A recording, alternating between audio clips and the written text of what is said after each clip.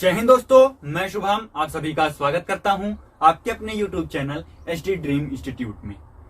जैसा कि आपको पता है कि मैंने कल ही आपको बताया था कि NTPC की तैयारी हम लोग अब करने वाले हैं, तो उसी में आज हम लोग इतिहास के एक महत्वपूर्ण चैप्टर जो आपकी परीक्षाओं के लिए उपयोगी होगा ही, और उसके साथ ही दोस्तों आपकी लाइफ को भी ये कुछ ना कुछ चेंज जरूर डालेगा। हम बात कर रहे हैं दोस्तों बौद्ध धर्म के बारे में। आज हम लोग पढ़ेंगे बौद्ध धर्म के बारे में। एक छोटा सा बच्चा सिद्धार्थ जो महात्मा बुद्ध तक का सफर कैसे तय करता है, आज हम लोग उसके बारे में चर्चा करने वाले हैं। तो चलते हैं अपने टॉपिक पे। तो हम बात करते हैं महात्मा बुद्ध का जो जन्म होता है नेपाल के लुम्बिनी में होता है। नेपाल का एक छोटा सा शहर है लुम्बिनी, वहां पे इनका जन्म होता है। और जन्म के बाद इनकी माता महामाया, माता का नाम आपको अच्छे तरीके से याद रखना है क्योंकि कई बार परीक्षाओं में पूछ लिया जाता है कि सिद्धार्थ की माता का नाम क्या था, महात्मा बुद्ध के माता का नाम क्या था। तो माता का नाम रहने वाला है दोस्तों महामाया। महामाया जो थी वो सिद्धार्थ के जन्म के 7 दिन के अंदर ही उनकी मृत्यु हो जाती है, और वो मृत्यु उनकी हो जाती है। अब इसके बाद सोचा ये जाता है कि अगर इनकी मृत्यु हो जाएगी तो इनका लालन पालन पोषण कैसे हो सकता है। हाँ ठीक है, वो राजा थे, वो उनकी नौकरानियां कर लेंगी, लेकिन जो माँ प्यार दे सकती है वो और दुनिया में कोई नहीं दे सकता।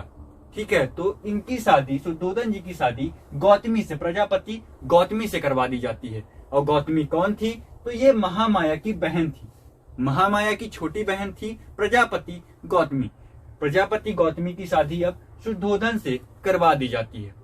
तो शुद्धोधन से शादी करवाने के बाद अब इनका लालन पालन पोषण कौन करता है? गौतमी जी करना स्टार्ट कर देती हैं। तो कई सारे पंडितों को बुलाया जाता है, और पंडितों को बुलाने के बाद इनके बारे में पता किया जाता है कि ये आगे भविष्य में क्या करेंगे। तो इनके बारे में पंडित लोग बताते हैं कि ये बहुत बड़े एक विद्वान बनेंगे, और ये घर द्वार सारा सब कुछ, राजपाट सब कुछ छोड़ करके चले जाएंगे, जंगलों में भटकेंगे। तो ये चीज देख करके शुद्धोधन को बहुत टेंशन होती है कि एक तो बेटा है वो भी चला जाएगा, वन में भटकेगा, तो मेरी जिंदगी का क्या मतलब, क्या मोल है इस लाइफ का। तो शुद्धोधन जी कहते हैं कि ठीक है, ये पंडित बनेंगे, ये विद्वान बनेंगे, सब कुछ ठीक है, लेकिन कुछ उपाय तो होगा कि ये सब रोका जा सके। तो पंडित जी कहते हैं कि एक काम करो, इसका रोकने का एक ही तरीका है कि अब इनकी शादी करवा दो। शादी करवाने से सब कुछ रुक जाएगा।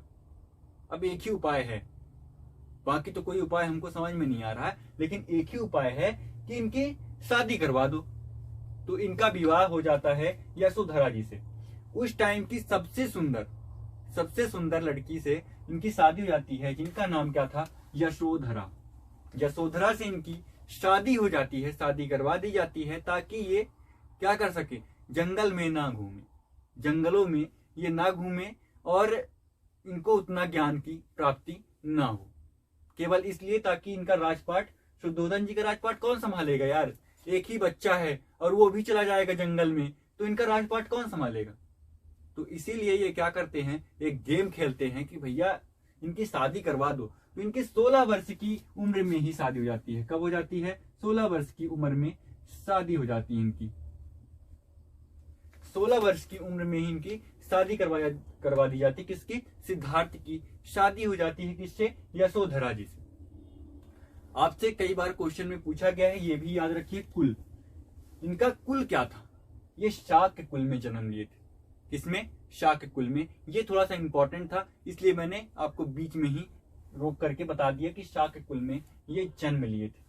ठीक है, यशोधरा जी से शादी होती है, बढ़िया, ये सज वज के रहती। केवल इनको एक ही टारगेट था कि किसी भी हालत में सिद्धार्थ को घर के बाहर नहीं निकलने देना है, घर के बाहर का पूरा माहौल नहीं समझने देना है कि क्या है, कैसा है, ये सब कुछ सबसे अनभिज्ञ, आराम से घर के अंदर रहो, इनको घर के अंदर ही रखो। इनका तो एक महल भी बना दिया जाता है, अलग से महल, केवल उनके पास बूढ़े नहीं जाएंगे, एकदम अच्छे अच्छे व्यक्ति जाएंगे, जो लूला लंगड़ा हो वो सब नहीं जा सकता, केवल अच्छे अच्छे ही व्यक्ति जा सकते हैं उसके अंदर, महल के अंदर। इनके लिए अलग से व्यवस्था कराई जाती है। और इनका क्या काम रहता है यशोधरा जी का, कि अपनी खूबसूरती में ही इनको लीन रखें। किसको? महात्मा बुद्ध को। उस टाइम तो सिद्धार्थ थे, महात्मा बुद्ध तो बाद में बनते हैं ना, 29 साल के बाद की उम्र में बनते हैं, ये 35 साल की उम्र में बनते हैं, वो तो हम लोग चर्चा करेंगे ही। तो सिद्धार्थ एकदम से लीन थे, हो गया, शादी विवाह चल ही रहा था, सब कुछ चल रहा था, लेकिन बीच बीच में इनके अंदर बैराग की भावना जो रहती है ना, जो इंसान करना चाहता है तो वो चीज इंसान करेगा ही करेगा, चाहे आज नहीं तो कल, कल नहीं तो परसों, वो चीज जो होना है वो हो करके रहेगा। तो इनके बीच बीच में मन बहकता था कि हमको बैराग धारण करना है, हमको ये दुनिया सारी मोह माया है, ऐसा इनके अंदर भाव चलता रहता था। कई बार अपनी पत्नी से बोलते थे कि यार मुझे यहाँ अच्छा नहीं लगता कुछ। तो एक दिन की बात है, ये निकल गए घूमने के लिए। इन्होंने बोला कि सारथी रथोथ लेके आओ, आज चलते हैं, थोड़ा सा अपना राज्यपाट घूमेंगे, क्या कहाँ कैसे है। ये चल दिए घूमने के लिए। तो कहा जाता है कि एक व्यक्ति जिसकी तबीयत उस टाइम पे खराब थी, उसको ले जाया जा रहा था। एक व्यक्ति था जिसकी तबीयत खराब थी, उसको ले जाया जा रहा था हॉस्पिटल में। उस टाइम के हॉस्पिटल वैद्य थे, वैद्यों के पास ले जाया जा रहा होगा। तो देखते हैं और इनके मन में मतलब भावना होती है कि भाई जो वहां का सारथी रहता है उससे ये बोलते हैं कि ये क्या है, ये कहाँ लेकर के जा रहे हैं इनको। तो बोलता है कि ये इनकी तबीयत खराब है, इनको ले जाया जा रहा हॉस्पिटल। फिर आगे चलते हैं, तो आगे जब जाते हैं तो ये देखते हैं कि भैया एक बूढ़ा व्यक्ति है जो लकड़ी डंडा लेकर के चल रहा है। ये तो पहले कभी देखे नहीं थे, क्योंकि इनको अंदर रखा जाता था, महलों के अंदर रखा जाता था, कौन देखने जाएगा, सब अच्छे अच्छे व्यक्तियों को रखा जाता था और बूढ़ों को निकाल दिया जाता, पहले रिटायर हो जाते हैं। अब देखो ना यार, नौकरी में भी यही होता है कि जो थोड़ा ठीक ठाक है उनको रख लिया जाता है, बाकी सबको निकालो। ऐसा ही होता है ना, प्राइवेट जॉब में यही देख लो, प्राइवेट जॉब में यही होता है कि जो कम उम्र के हैं उनको रख लो, और जो एजेड हो गए हैं तो धीरे से उनको निकाल दो। तो ऐसे ही इनके यहाँ भी था कि जो बूढ़े उड़े थे इनके पास नहीं भटकने दिया जाता था। तो जा रहे थे तो देखें कि एक बूढ़ा लकड़ी लेकर के चल रहा है। तो पूछते हैं कि भैया ये क्या है? भैया ये बूढ़े हो गए हैं, हर एक इंसान ऐसे ही होगा कुछ दिन बाद। तो उनके मन में आया कि जब यही होना है तो ठीक है, चलो चलते हैं, आगे चलो। आगे जा रहे थे तो एक अर्थी जा रही थी। तो बोले कि अब ये क्या है? तो बोले जो बूढ़ा हो गया, जो बीमार है, उसके बाद यहीं आना है, मतलब मर गया, अब भगवान के पास ही जाना है। बोले अच्छा, भगवान के पास जाना है।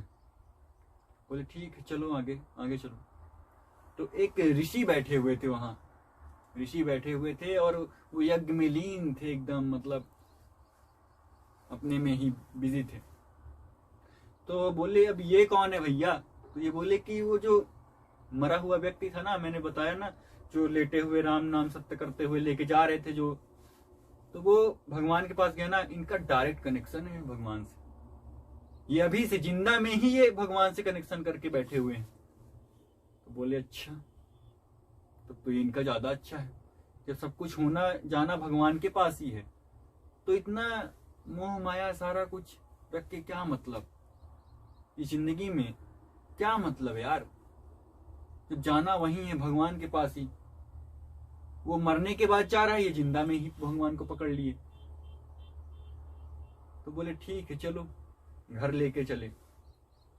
अब जब ये घर आए तो घर में क्या होता है कि ठीक है, 2-4 दिन इनका मन वही बार बार याद आता रहता है ना, जो इंसान देख लेता है वही बार बार याद करता रहता है, याद कर रहे हैं कि एक बूढ़ा व्यक्ति था और इसके बाद फिर वो मर गया, फिर वो भगवान से मिला और एक ऋषि थे।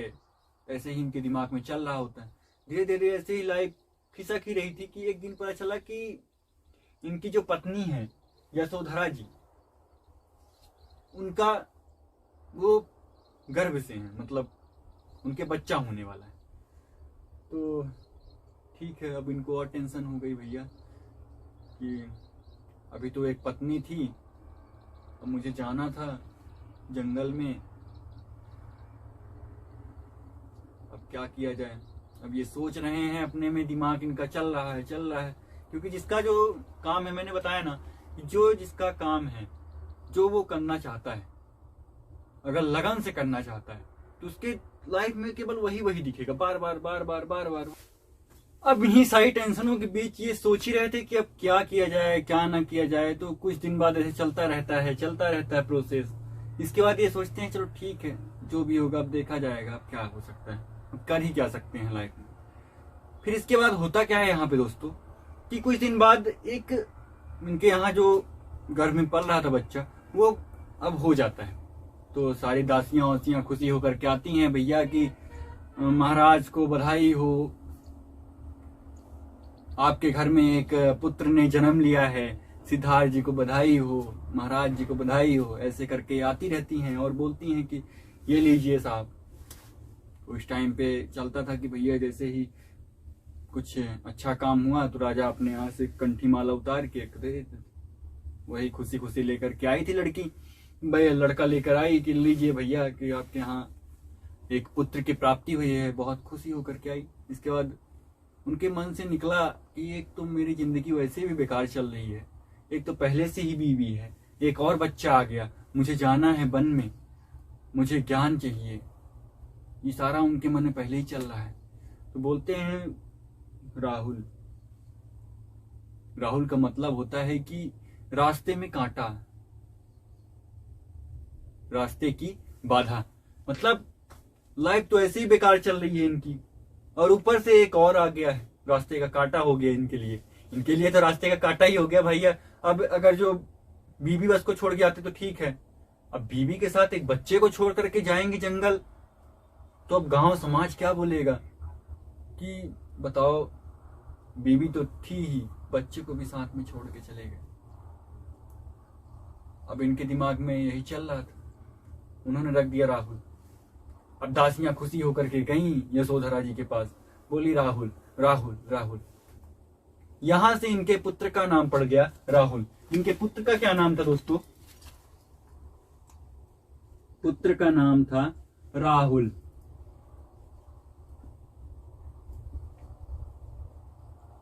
इनके पुत्र का क्या नाम था? राहुल। अब इनका पुत्र उत्तर हुआ, इसके बाद धीरे धीरे सब कुछ ठीक ठाक ही चल रहा था। चलो ठीक है, चल ही रहा, जो जहां चल रहा था सब सही चल रहा था, चलो ठीक। इसके बाद फिर से इनके अंदर मतलब घूमा कि अब हमको निकलना चाहिए भाई, अब मैं बहुत रह चुका, अब इस उसमें बहुत रह चुका, इस माहौल में, पारिवारिक माहौल में बहुत रह चुका, अब मुझे जाना है तो जाना है, बस इनका फाइनल डिसीजन, मुझे जाना है तो जाना है। तो ये चल दिए, बढ़िया कपड़ा वपड़ा अपना बैराग वाला धारण किए, वो धोती वोती जो भी है वो पहने और चल दिए। अब जब चल दिए तो इनके साथ ही एक दो चार दोस्त भी चले, चलो ठीक है चलो। अब इनकी मुलाकात होती है अलार कलाम जी से। अलार कलाम इनके गुरु थे, यहाँ पे इन्होंने शिक्षा धारण की। एक गुरु इनके थे अलार कलाम, यहाँ पे देखिएगा अलार लिखा हुआ, अलार कलाम और रामरुद्रक, ये दो गुरु थे। इनसे इन्होंने जो भी शिक्षा मिली वो शिक्षा धारण किए। इसके बाद चल दिए भैया, अब चलो चलते हैं भैया सारनाथ की तरफ चलते हैं, कुछ वहां कुछ करेंगे अलग से। चलो ठीक है, सारनाथ की तरफ चले, वहां अकेले रहेंगे और सब कुछ ठीक ठाक चलेगा। तो चलते हैं सारनाथ की तरफ। अब ये भैया चल दिए सारनाथ की तरफ, दो चार दोस्त वहां के थे, जो चलते हैं भाई सारनाथ सारनाथ सारनाथ, सब लोग चल दिए सारनाथ की तरफ। अब चलो सारनाथ चलते हैं, सारनाथ में थोड़ा सा जो भी यहाँ सीखा है वहां एकाग्रचित होकर के ठीक ठाक करेंगे जो भी होगा। ये चल दिए सारनाथ की तरफ। अब ये कुछ दिन वहां सारनाथ में बैठे हैं, आराम से बैठे हैं, सोच रहे हैं। इसके बाद किसी ने इनके मतलब मन में आया या किसी ने बोला इनसे कि ऐसा है कि केवल अकेले रहने से और उसके साथ ही खाना ना खाओ, पानी ना पियो, इससे कुछ नहीं होने वाला। ज्ञान की प्राप्ति के लिए सब कुछ जरूरी है। एकाग्रचित होना चाहिए और उसके साथ ही टेंशन से मुक्त होना चाहिए। सब कुछ मतलब कोई भी परेशानी ना हो, किसी प्रकार की कोई परेशानी ना हो। तो ये सारनाथ से अपने दोस्तों को छोड़ छाड़ करके इसके बाद चल दिए कहाँ? गया की तरफ। कहाँ चल दिए? अब ये गया की तरफ। अब ये गया पहुंच गए। कहाँ पहुंच गए? आपको याद रखना है, गया। ये गया पहुंच गए। गया पहुंचने के बाद अब ये क्या करते हैं? गया पहुंचने के बाद ये क्या करते हैं कि एक पीपल का जो वृक्ष है, पीपल के वृक्ष के नीचे ये बैठ जाते हैं। कहां बैठ जाते हैं? पीपल के वृक्ष के नीचे ये गया जी में बैठ जाते हैं। कहां? पीपल के वृक्ष के नीचे ये बैठ जाते हैं और कहा जाता है कि कुछ ही दिनों बाद इन्हें ज्ञान की प्राप्ति हो जाती है। ये अपना घर कब छोड़ते हैं? किस उम्र में छोड़ते हैं? 29 वर्ष की उम्र में छोड़ते हैं ये अपने घर को। और 35 वर्ष की उम्र में इनको ज्ञान की प्राप्ति हो जाती है। ज्ञान की प्राप्ति कहां होती है? गया में होती है। कहां पे होती है ज्ञान की प्राप्ति? गया में होती है। कहां? गया में। आपको याद रखना है, गया। और गया में भी कहां? पीपल के वृक्ष के नीचे। पीपल के वृक्ष के नीचे इन्हें ज्ञान की प्राप्ति हो जाती है। अब इन्होंने ज्ञान प्राप्त कर लिया। अब ज्ञान प्राप्त करने के बाद बंदा क्या करता है? भाई जो दोस्त यार को जो छोड़ करके आया है सारनाथ में, आपको मैंने बताया था कि कुछ दोस्तों को छोड़ करके चले आते हैं। तो वहां पे क्या होता है कि जिनको छोड़ करके आए थे, चलो चलते हैं भाई, अब वहीं पहला उपदेश देना शुरू करेंगे। तो अगर आपसे पूछ लिया जाए कि महात्मा बुद्ध ने पहला उपदेश कहाँ दिया था, तो दोस्तों को कहाँ छोड़ा था? सारनाथ में। तो पहला उपदेश कहाँ देंगे? सारनाथ। कहाँ देंगे पहला उपदेश? सारनाथ में। आपको अच्छी तरीके से ये याद रखना है। पहला उपदेश सारनाथ में दिया। और ज्ञान की प्राप्ति कब होती है? अब 35 वर्ष की उम्र में और गया में। कहाँ होती है? गया में होती है। और ये घर को कब छोड़ के आते हैं? 29 वर्ष की उम्र में। घर को इन्होंने कब त्यागा था? 29 वर्ष की उम्र में ये घर को त्याग देते हैं। और महज 5 से 6 वर्ष के अंदर ही इनको ज्ञान की प्राप्ति भी हो जाती है। मतलब इन्होंने अपनी बीवी को छोड़ा, जैसे ही बीवी को छोड़ा वैसे ही 5 वर्ष की तपस्या के बाद, जो भी है 5 साल छोड़ने के बाद बीवी को, इनको ज्ञान की प्राप्ति होगी। ठीक है, ये आपको अच्छे तरीके से याद रखना है। और कहां हुई थी? पीपल के वृक्ष के नीचे। पीपल के वृक्ष के नीचे इन्हें ज्ञान की प्राप्ति होती है। अब पहला ये उपदेश कहां देंगे? उपदेश कहां देते हैं? पहला उपदेश देंगे ये सारनाथ। किसको देंगे? अपने जो 4-5 दोस्तों को छोड़ करके आए थे उस टाइम पे, उनको देंगे। ठीक है, ये आपको अच्छी तरीके से याद रखना है। पहला उपदेश हर बार पूछा जाता है। हर बार परीक्षा में पहला उपदेश पूछेगा या फिर अंतिम उपदेश पूछेगा। ठीक है, तो पहला उपदेश आपको अच्छे तरीके से याद रखना है। अब एक क्वेश्चन बनता है कि ये बुद्ध पूर्णिमा क्या है? एक तो ये क्वेश्चन बना, और दूसरा किस तिथि को गौतम बुद्ध को ज्ञान की प्राप्ति हुई? किस तिथि को गौतम बुद्ध को ज्ञान की प्राप्ति हुई? ये भी हमसे क्वेश्चन पूछा जा सकता है। तो वैशाख की पूर्णिमा को जिसे अब हम बुद्ध पूर्णिमा के नाम से जानते हैं, तो उसी दिन इनको ज्ञान की प्राप्ति हुई थी। अब आपको अच्छी तरीके से पता चल गया होगा कि बुद्ध पूर्णिमा उस पूर्णिमा को क्यों कहा जाता है। क्यों कहा जाता है? क्योंकि इन्हें उसी दिन ज्ञान की प्राप्ति हुई थी। पूर्णिमा के दिन ही इन्हें ज्ञान की प्राप्ति हुई, इसीलिए वो बुद्ध पूर्णिमा के नाम से जाना जाने लगा। अब इसके बाद इन्होंने 4 आर्य सत्य बताए। 4 आर्य सत्य इन्होंने बताया। अब ये 4 आर्य सत्य क्या था? पहला तो हो गया भाई, इंसान दुखी है, संसार दुख में है। दुख,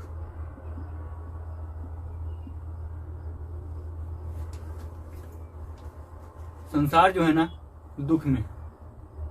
अब दूसरा इन्होंने क्या कहा? दुख का कोई ना कोई कारण है, बिना कारण के दुख हो ही नहीं सकता। ये मैं चारों चीजों को बढ़िया से आपको समझाऊंगा, आप टेंशन मत लो। सारा कुछ आज आप बुद्ध पढ़ने के बाद, बौद्ध धर्म पढ़ने के बाद दोबारा आपको बौद्ध धर्म पढ़ने की जरूरत नहीं पड़ेगी, इसकी गारंटी है।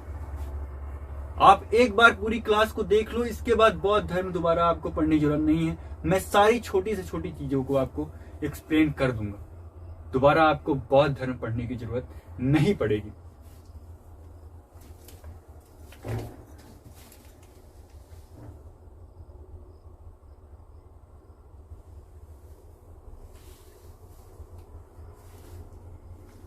अब जब कोई कारण है दुखी होने का, जब कोई कारण है दुखी होने का, तो इसको ठीक, इसका निवारण भी कुछ ना कुछ होगा, है ना।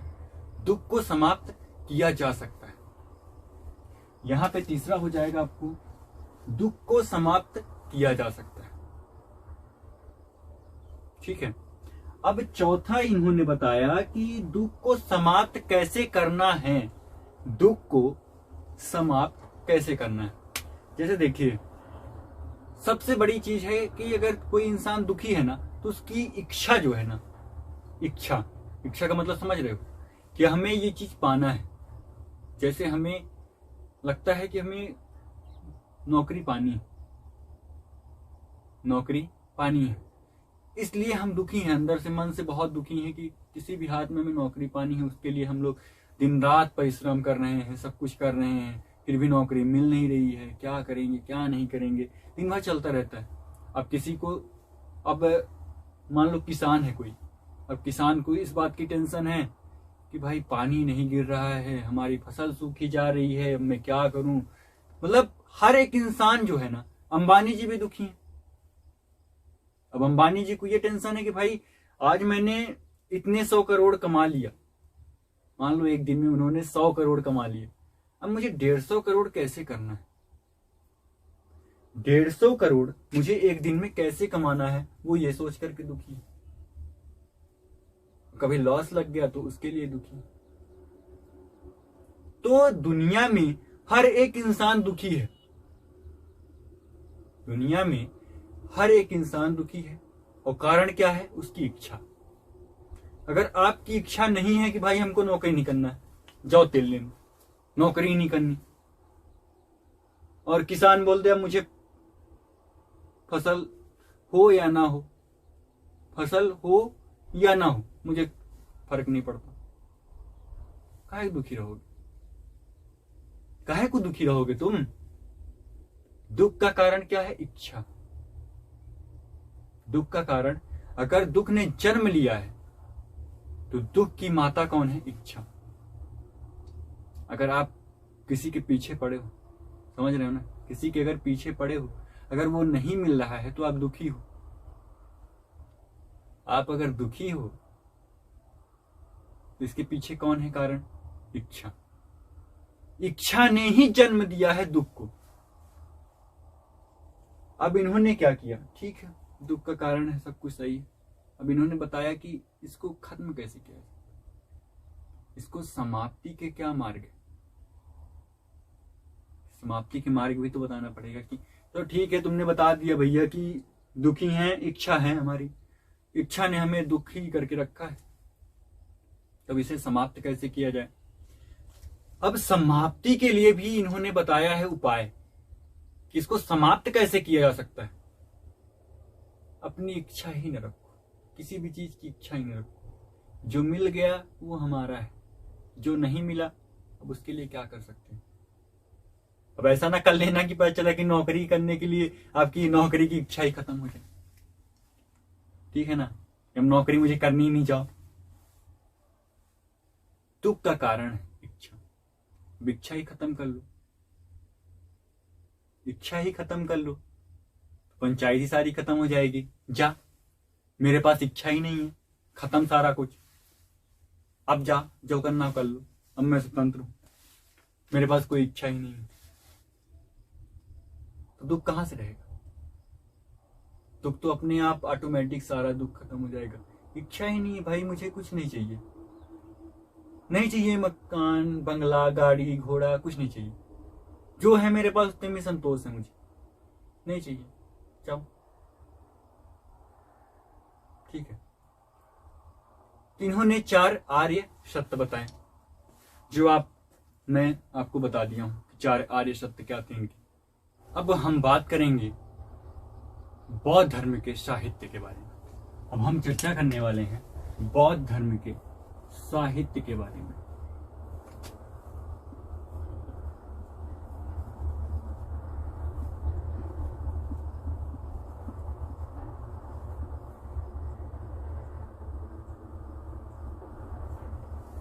थोड़ी सी बोर्ड में राइटिंग खराब हो सकती है, उसकी टेंशन नहीं लेना। समझ में तो आ रहा है ना, समझ में जरूर आएगा। तो राइटिंग खराब हो सकती है क्योंकि राइटिंग अपनी कॉपी में नहीं आती, तो इसमें क्या आएगी, ठीक है। तो इसमें है त्रिपिटक।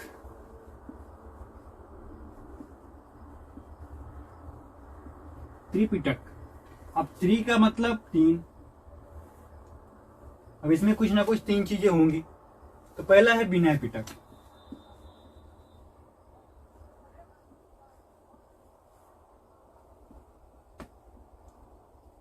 विनय पिटक, दूसरा है सूत पिटक,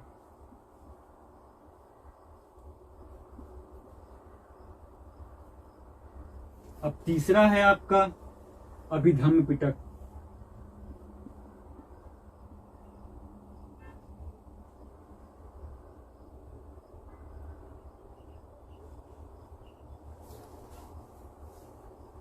अभिधम्म पिटक। ये आपके त्रिपिटक के अंदर के हैं पार्ट, ठीक है। त्रिपिटक है, आपसे क्वेश्चन कैसे पूछा जाएगा ये याद रखिएगा। मेन चीज है कि क्वेश्चन आपसे कैसे पूछा जाएगा। तो क्वेश्चन आपसे पूछ सकता है त्रिपिटक संबंधित है जैन धर्म से, बौद्ध धर्म से, 1-2 धर्म और दे देगा, उससे संबंधित है। तो आपका किससे संबंधित है त्रिपिटक? त्रिपिटक आपका बौद्ध धर्म से संबंधित है। अब आपसे दूसरा क्वेश्चन पूछ सकता है इसमें से, निम्नलिखित में से कौन सा बौद्ध धर्म से संबंधित नहीं है या त्रिपिटक से संबंधित नहीं है। पहला दे देगा विनय पिटक, सूत पिटक, अभिधम्म पिटक। अब एक चौथा देगा जो नहीं रहेगा, तो उसे आपको याद रखना है। जब तीनों याद रहेंगे तो आपको ऑटोमेटिक बता दोगे कि कौन सा नहीं है। कौन सा नहीं है ये तो आप अच्छे से बता ही दोगे, तो ये भी आपको याद रखना है। आपने 4 आर्य सत्य पढ़ लिए और उसके बाद आपने इसके त्रिपिटक मतलब बौद्ध धर्म के साहित्य के बारे में जान लिया। ऐसे ही क्वेश्चन अगर कोई भी है क्वेश्चन, तो उसे आपको तोड़ फोड़ देना है। कल मैं क्वेश्चन लेकर के आऊंगा, 10 से 12 क्वेश्चन जो भी इसमें से बन सकते हैं इस चैप्टर से, मैं सारे ही क्वेश्चन कल लेकर के आऊंगा और उसको आपको फोड़ देना है एकदम से। आपका चैप्टर बिल्कुल एकदम कंप्लीट हो जाएगा, ठीक है। अभी ये थोड़ा सा बचा हुआ है ये चैप्टर, उसको मैं बता देता हूं आगे। इसके बाद ये चैप्टर कंप्लीट हो जाएगा और कंप्लीट होने के बाद कल मैं इसका पूरा एक वो लेके आऊंगा, जितने भी क्वेश्चन इससे बन पाएंगे MCQs वाले, वो मैं सारे क्वेश्चन ला दूंगा। तो आप उसको अच्छे तरीके से डिटेल में कर लेना, उसको डिटेल में भी बताऊंगा और नॉर्मल टिक मार चलो, ठीक है। तो ये भी आपको अच्छे तरीके से करना है। अगर चैनल पे नए हो ना तो चैनल को सब्सक्राइब कर लो, चैनल पे अगर नए हो, चैनल को जल्दी से जाकर सब्सक्राइब कर लो, ताकि आप अच्छे अच्छे वीडियो पा सको और ज्ञानी बन जाओ भाई। एनटीपीसी की तैयारी बेस्ट मैं करवाऊंगा, जीके की बेस्ट तैयारी मैं करवाऊंगा, इसकी गारंटी। अब हम थोड़ी चर्चा करेंगे बौद्ध धर्म के संगतियों के बारे में। बौद्ध धर्म की जो मुख्य 4 हैं बौद्ध संगतियां, उनके बारे में अब हम लोग थोड़ा सा चर्चा करेंगे। सबसे पहले आपको स्थान पूछा जाएगा या राजा पूछा जाएगा। राजा दे करके स्थान पूछा जा सकता है या स्थान दे करके राजा को पूछा जा सकता है। तो राजगृह में किसके शासनकाल में हुआ था? तो अजात शत्रु के शासनकाल में राजगृह में बौद्ध संगति हुई थी। और दूसरा वैशाली में, वैशाली कालाशोक के शासनकाल में, कालाशोक के शासनकाल में ये होता है वैशाली में। ठीक है। तीसरा होता है आपका बौद्ध संगति पाटलिपुत्र में, पाटलिपुत्रा में होता है, वो किसके शासनकाल में? अशोक के शासनकाल में।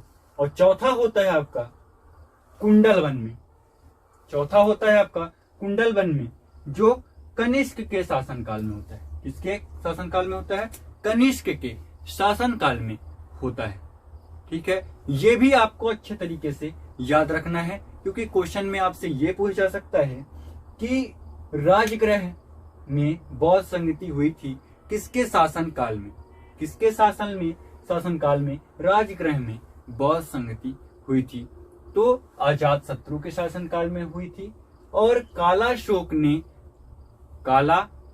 ने बौद्ध संगति किस क्षेत्र में करवाई थी या किस जगह करवाई थी? तो आपका वैशाली में करवाई थी। इस तरह से आपसे क्वेश्चन पूछा जा सकता है, तो आप एकदम से प्रिपेयर रहो कि किसी भी टाइप से क्वेश्चन पूछे तो आपको बता देना है, उस क्वेश्चन का जवाब आपको आना ही चाहिए। ठीक है। अब बौद्ध धर्म के प्रमुख प्रतीकों के बारे में थोड़ा सा चर्चा कर लेते हैं, क्योंकि एक आध दो बार देखा गया है कि पेपरों में बौद्ध धर्म के प्रतीकों से भी क्वेश्चन आ जाते हैं। तो अब बौद्ध धर्म के प्रमुख प्रतीक के बारे में थोड़ी सी चर्चा कर ही लेते हैं। तो बौद्ध धर्म के प्रतीकों के बारे में,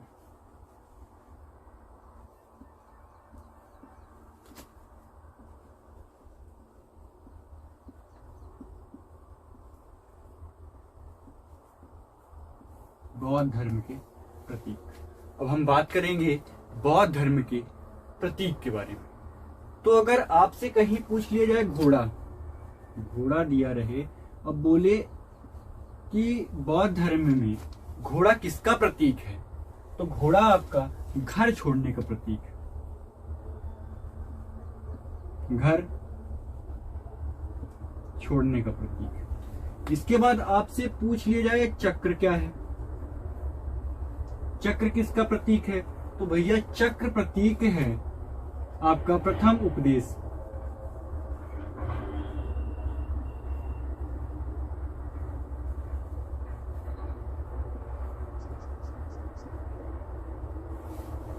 अब इसके बाद अगर आपसे पूछ लिया जाए कि पीपल का पेड़, पीपल का जो वृक्ष है वो कैसे संबंधित है? तो यहाँ पे इनको ज्ञान मिला था कि ये ज्ञान से संबंधित रहने वाला है। और अगर स्तूप पूछ लिया जाए, स्तूप है मृत्यु से संबंधित, मृत्यु से संबंधित रहने वाला है। अब इसके बाद 483 में इनकी मृत्यु हो जाती है। क्या होती है? इनकी मृत्यु हो जाती है। और मृत्यु कहां पे होती है? मृत्यु होती है आपकी कुशीनगर में। इनकी मृत्यु कहां होती है? कुशीनगर।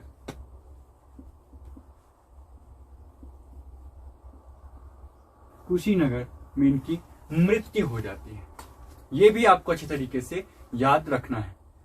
दोस्तों, क्लास कैसी लगी जरूर बताइए कमेंट में। मिलते हैं नेक्स्ट क्लास में, तब तक के लिए जय हिंद, जय भारत।